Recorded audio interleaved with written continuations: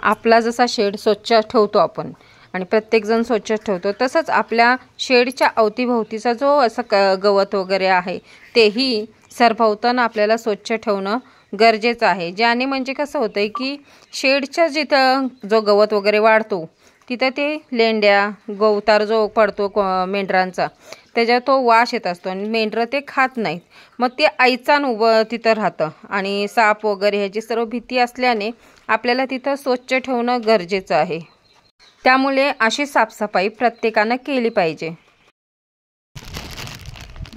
आता हे बघा, हे जो गवत आपला वाढलेला आहे शेडच्या सरभोवतानं, तर कसं आहे ना की ह्याच्यातनं साप वगैरे बसू शकतात आणि त्याच्यासाठी आपल्याला हा सर्व गवत काढायचा आहे।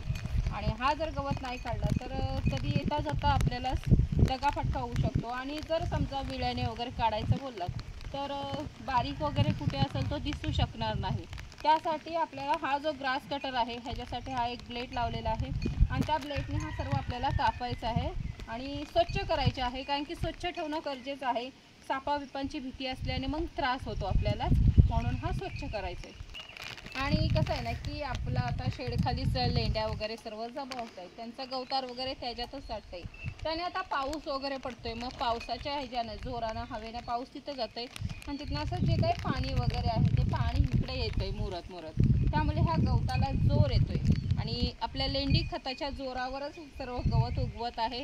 त्यामुळे आपल्याला गवत पण कापणं गरजेचं आहे आणि आपल्या शेडच्या अवतीभोवती स्वच्छ ठेवणं गरजेचं आहे, कारण की पुन्हा आपल्यालाच त्रास होऊ नये। आपण मेंढरं जी सोडतो थोडा टाईम खाली, त्यांना काही दगाफटका होऊ नये ह्याच्यासाठी आपल्याला हे सर्व व्यवस्थित आणि स्वच्छ करून घ्यायचं आहे। आता मी हे सर्व इथनं काढणार आहे गवत, तुम्हाला दाखवतेच। आणि कसं आहे ना की ह्या गवताला आता कापायचं कारण म्हणजे ह्या गवताला आता बी आलेलं नाहीये, त्यामुळे तो कापला तर डबल जास्त प्रमाणात येणार नाही आणि एकदा का बी आलं तर मग ते सारखं कटिंग केलं तरी ते पडत राहते बी, त्यामुळे ते सारखं उगवत राहते। म्हणून हे बी न येताच आपण कटिंग करतोय, ज्याने स्वच्छ राहील आणि आपल्या मेंढरांनाही त्रास होणार नाही, आपल्याला येता जाताही काही असं सापाविपाचं दुखावणार नाही किंवा त्रास वगैरे होणार नाही। आणि कसं आहे ना की हा जो आपण गवत वगैरे स्वच्छ करतोय त्याच्यानंतर आपल्याला अवतीभोवती फिरायला येतो। जर हा गवत तसाच राहिला तर आपल्याला शेडच्या अवतीभोवती जर काय करायचं असलं तर फिरता येणार नाही, त्यासाठी हा आपल्याला स्वच्छ करायचा आहे। आणि ह्या खताचा म्हणजे जोर इतका आहे, जर तुम्ही रासायनिक खत कितीही टाका त्याच्या कितीतरी पटीने हा खत जास्त स्ट्रॉंग आहे आणि तिथं खत सतत खत पडल्याने त्या गवतार पडल्याने तिथली जागा जी आहे ती पूर्ण म्हणजे खताची झालेली आहे, ह्यासाठी हा गवत जास्त प्रमाणात वाढतोय। शकता इथं सर्व साफ केलेलं आहे आणि साईडला ते सर्व जमा करून ठेवलेलं आहे आणि इथं आता तुम्हाला दिसतंय हे सर्व बारीक बारीक गवत आहे।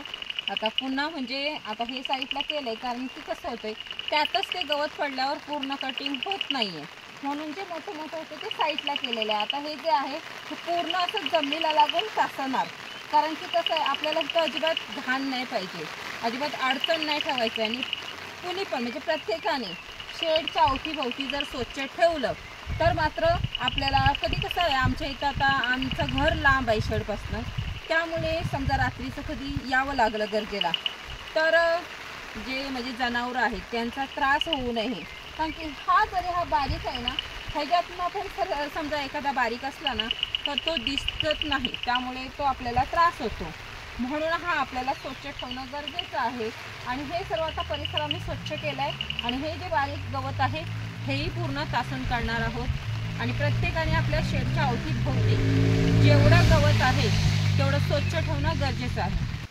आणि शक्यतो म्हणजे कसं आहे की आता हे जे आपल्या शेडच्या अवतीभोवतीने गवत आहे तो सहसा म्हणजे हाताने वगैरे कट करणं थोडा धोकादायक असतो, कारण की अशा गवतातनं म्हणजे आता शेड बीड आपला आहे तर त्याच्या उभला वगैरे असं साईटून आपलं जे काही सामान वगैरे ठेवतो किंवा समजा असं काही असेल तर त्याच्या उभेला वगैरे जास्त करून म्हणजे साप विंचू हे जास्त प्रमाण असतं, ह्या जनावरांचं जास्त प्रमाण असतो आणि समजा आपण हाताने कटिंग करायला गेलं तर आपल्याला धोका होईल, ह्यासाठी आपल्याला हाताने न कटिंग करता आता गेल्या वर्षी आमच्याकडे आता आम्ही हा जो कटर वगैरे घेतलेला आहे तो ह्याच कारणासाठी घेतला की गेल्या वर्षी आम्हाला ते कटिंग करता नाही आला, येता जाता थोडीशी भीती वाटत होती की ह्याच्यात काय असलं तर समजणार नाही. आणि समजा काळं वगैरे असेल, वेगवेगळ्या कलरचे असतात, पण ते कलरचं असेल तर दिसेल तरी, पण समजा गवतासारखाच हिरवा असला तर तो दिसणार आहे का? तर नाही दिसणार. त्याच्यासाठी त्याच्यापासून अनेक जास्त धोका आहे.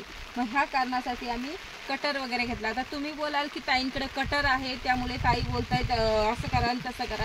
तर कसं आहे ना की माझ्याकडे कटर आहे म्हणून नाही, तर मला जेव्हा गरज होती त्यावेळेला कटर मी मागत होती. आमच्याकडे आहे, एकाकडे आहे कटर, मागत होती त्यावेळेला त्यांनी दिला नाही.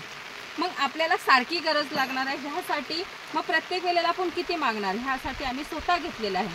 आणि समजा एखाद्याला जमलं नाही घेणं तरी पण भाड्याचं सुद्धा भेटतो. आणि भाड्याचं भले 1 तासासाठी आपले काय पैसे जातील ते जातील, काय भाडं जाईल ते जाईल, पण अशी जी गवत वगैरे आहे हे हाताने शक्यतो नका कटिंग करू. भले भाडं गेलं तरी चालेल, जीवाला धोका करू नका. आपण ही स्वच्छता पण करणं गरजेचं आहे.